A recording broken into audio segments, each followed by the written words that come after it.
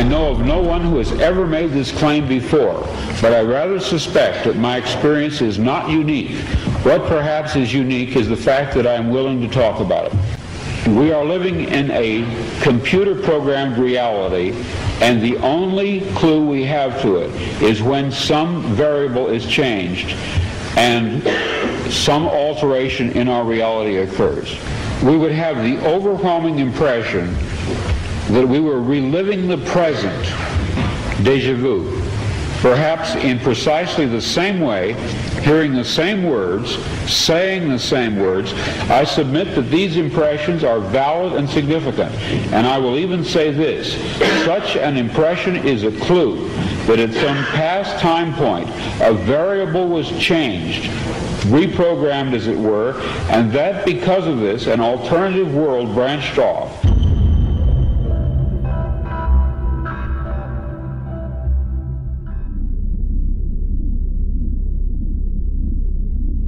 I think the likelihood may be very high. And my evidence for it is just, it's a thought experiment, and it's simple. We'll just end with this reflection. And I'm elsewhere, like on YouTube, saying this, so you can check it out again later if you choose.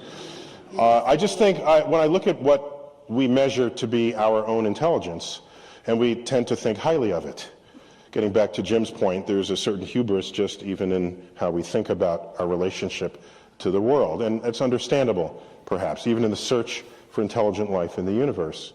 It comes with the assumption that we will find life that also thinks we are intelligent.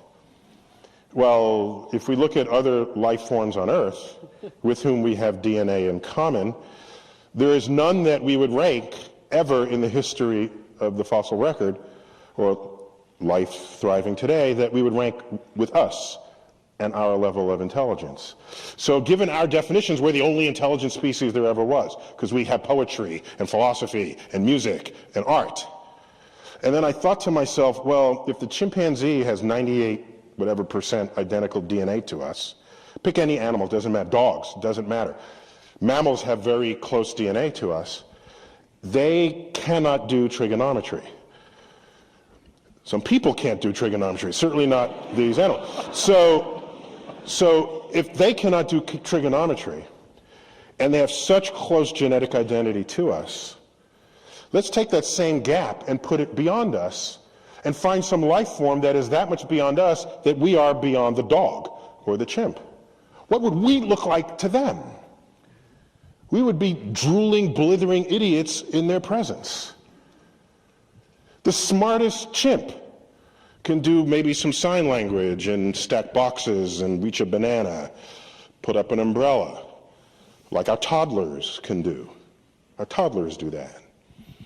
So maybe the smartest human, you bring Stephen Hawking forward in front of this other species, and they're chuckling because they'll say, oh, this happens to be the smartest human, because he's slightly smarter than the rest because he can do astrophysics calculations in his head, like little Timmy over here.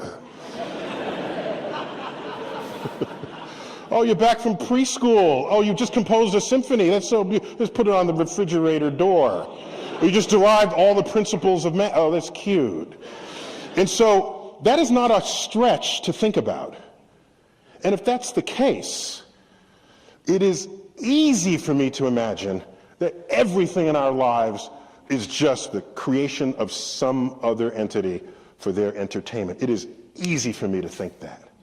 So whatever the likelihood is, 0%, 1%, 1742, no answer, I'm saying the day we learn that it is true, I will be the only one in the room saying, I'm not surprised.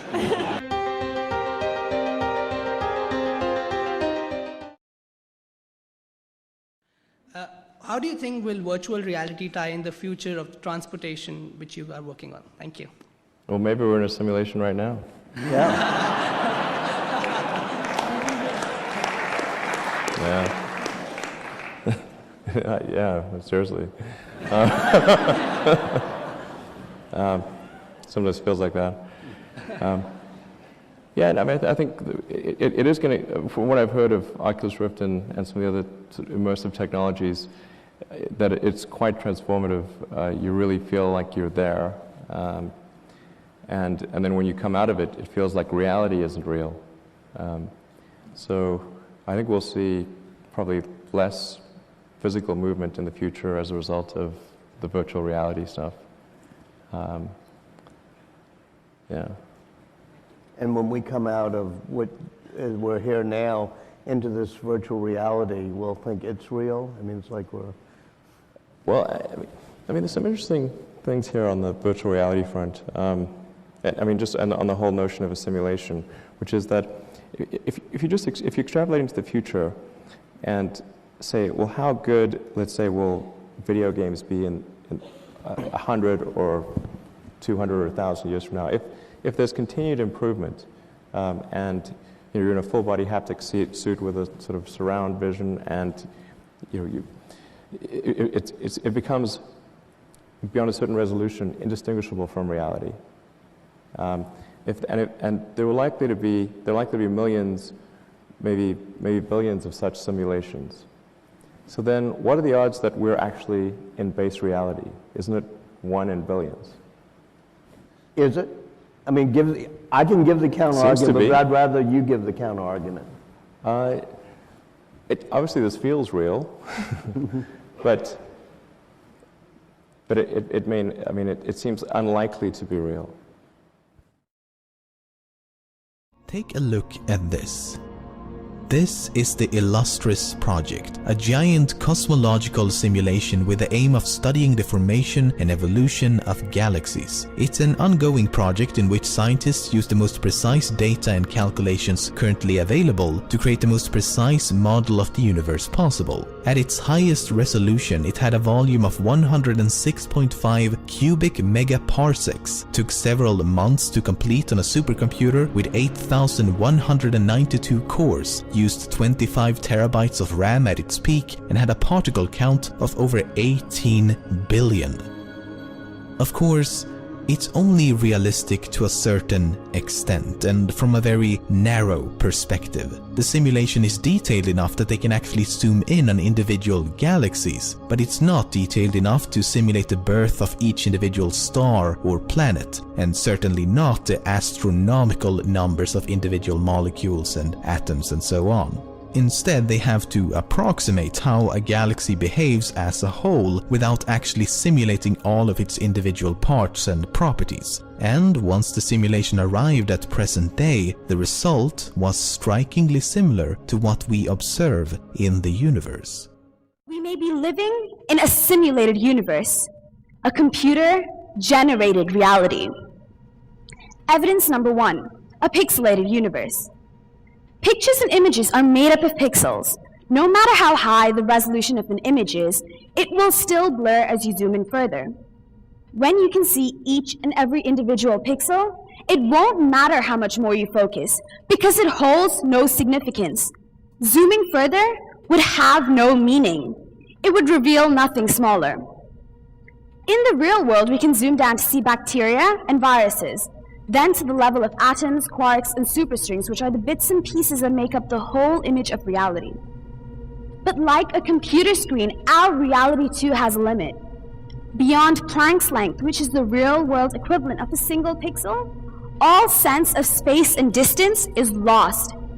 All meaning of space and distance ceases to exist. And exactly like a computer, our time too is discrete. It isn't continuous. Time isn't one smooth directional arrow, but made up of tiny discrete packets. It acts like the processing of a very fast computer.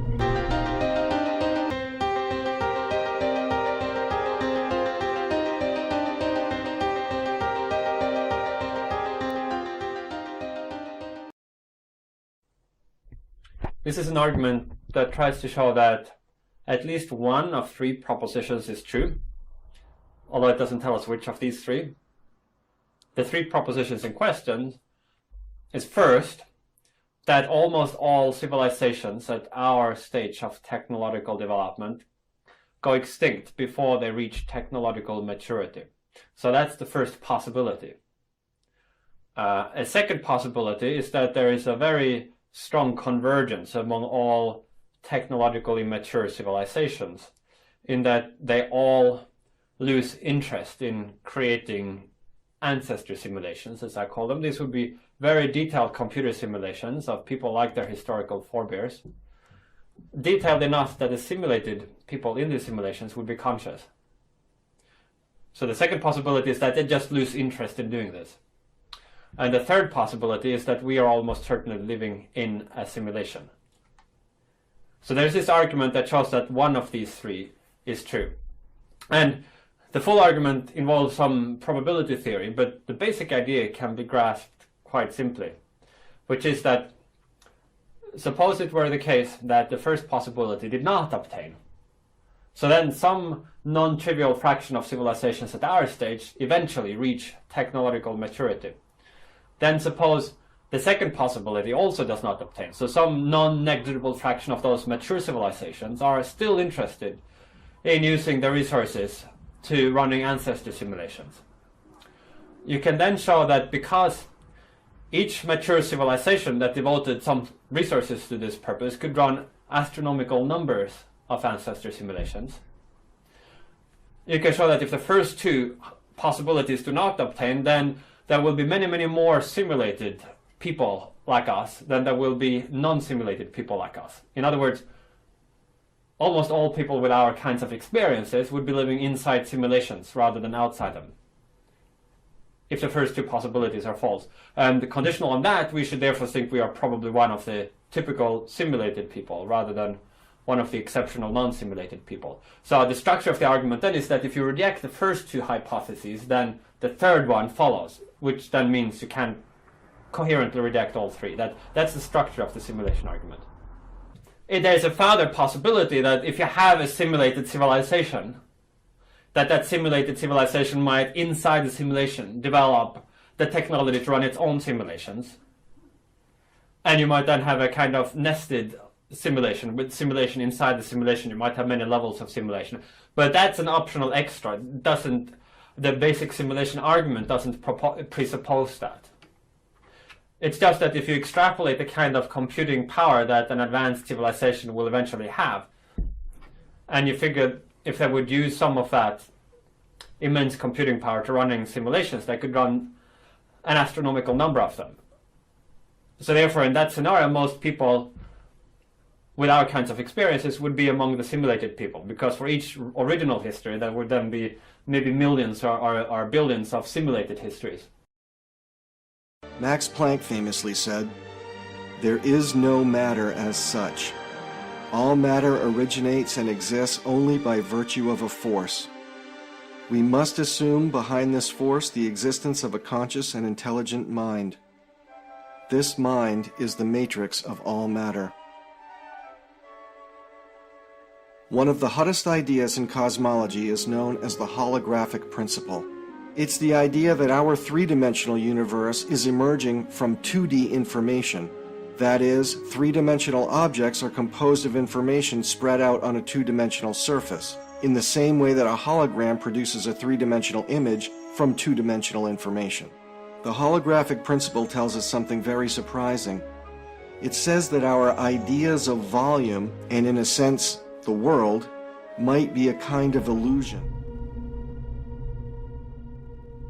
The idea that the universe and reality itself could be a simulation is not something new. We can trace similar ideas as far back as the time of ancient Greece, when numerous philosophers around the world alluded to the idea that reality could be an illusion.